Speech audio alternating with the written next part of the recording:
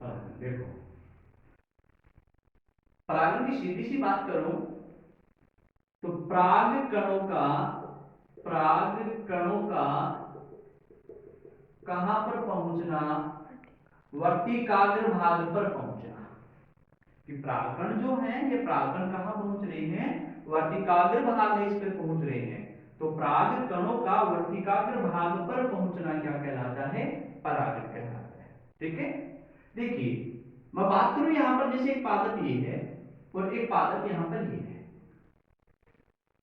दो पादप है।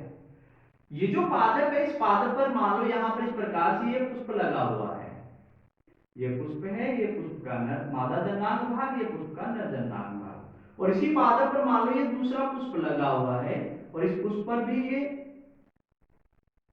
नर जननांग और मादा जननांग भाग। ठीक है, इसी प्रकार एक पुष्प ये है, ये पादप है, इस पादप पर भी इस प्रकार से ये पुष्प लगा हुआ है, ये पुष्प लगा हुआ है। ठीक है, हमें इतना मालूम है कि पादप जो इस पादप का जो परागकोश है, इस परागकोश में निर्माण होता है परागकणों का। किसका निर्माण होता है, परागकणों का। कि परागकोश स्फुटित हुआ तो ये बाहर क्या निकले हैं बेटा, परागकण निकले हैं। कहां से आए हैं ये, परागकोश से आए हैं। कहां से आए हैं, परागकोश से आए हैं। अब देखिए हमने कहा कि परागकणों का वर्तिकाग्र पर पहुंचना, कि ये परागकण है, ये परागकण कहां पहुंच रहे हैं, वर्तिकाग्र पर। ये परागकण है, ये परागकण कहां पहुंच रहे हैं, वर्तिकाग्र पर। ये परागकण है, ये परागकण कहां पहुंच रहे हैं, वर्तिकाग्र पर। ये पादप का कौन सा भाग, वर्तिकाग्र भाग है। ठीक है ना, पादप का कौन सा भाग है, वर्तिकाग्र भाग है। यही तो बात कही हमने कि परागकणों का वर्तिकाग्र पर पहुंचना, कि यहाँ परागकण मुक्त हुए परागकोश से, और ये परागकण देखो कहां पहुंच रहे हैं, वर्तिकाग्र पर। देखो परागकण कहां पहुंच रहे हैं, वर्तिकाग्र पर। परागकण कहां पहुंच रहे हैं, वर्तिकाग्र पर। और इसको हमने क्या कहा, परागण कहा। लेकिन यहाँ पर फिर हम देखते हैं तो देखो कई कंडीशन सामने आ रही है अपने पास, आ रही है ना।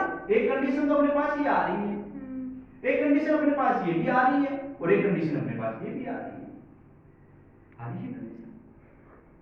तो देखो ये जो कंडीशन अपने पास आ रही है, देखो इस कंडीशन के लिए हम क्या कर सकते हैं, इसकी परिभाषा यदि हम बनाना चाहें तो किसी पुष्प के परागकण, किसी पुष्प के परागकण उसी पुष्प की कहां पहुंच रहे हो, वर्तिकाग्र पर पहुंच रहे हैं। तो इस कंडीशन को तो बेटा नाम दिया गया है, इसको तो कहा जाता है सवयुग्मन कहा जाता है।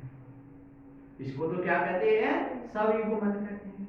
कि किसी पुष्प के परागकण उसी पुष्प की कहां पहुंच रहे हैं, वर्तिकाग्र पर पहुंच रहे हैं, क्या कह देंगे, सवयुग्मन कह देंगे। दूसरा देखो, किसी पुष्प के परागकण उसी पादप पर उपस्थित किसी दूसरे पुष्प की कहां पहुंच रहे हैं, वर्तिकाग्र पर। कहां पहुंच रहे हैं, दूसरे पुष्प की वर्तिकाग्र पर पहुंच रहे हैं।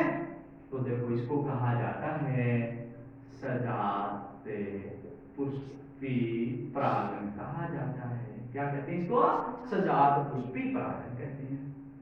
ठीक है, फिर देखो तीसरी कंडीशन, कि किसी पादप के परागकण उसी जाति के, समान जाति का पादप उसी जाति के किसी दूसरे पादप के पुष्प की कहां पहुंच रहे हैं, वर्तिकाग्र पर। दूसरे पादप, दूसरा मतलब पर होता है ना दूसरा, कौन सा परागण हो गया बेटा, परे परागण होता है। ठीक है, तो परागण जो है, इस परागण में कितनी कंडीशन हो गई, तीन कंडीशन आ गई अपने पास। एक तो क्या आ गया, सवयुग्मन आ गया, एक क्या आ गया, सजात पुष्पी आ गया, और एक क्या आ गया, परपरागण।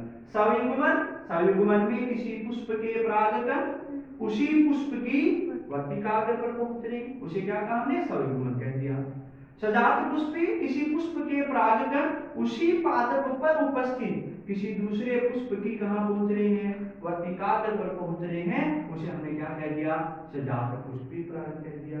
और फिर किसी पादप के परागकण उसी जाति के किसी दूसरे पादप की वर्तिकाग्र पर पहुंच रहे हैं उसे क्या कह दिया, पर परागन। लेकिन है तो परागन ही, परागन में एक तो पढ़ा है परागकणों का कहां पहुंचना, वर्तिकाग्र पर पहुंचना क्या कहलाता है, परागन कहलाता है।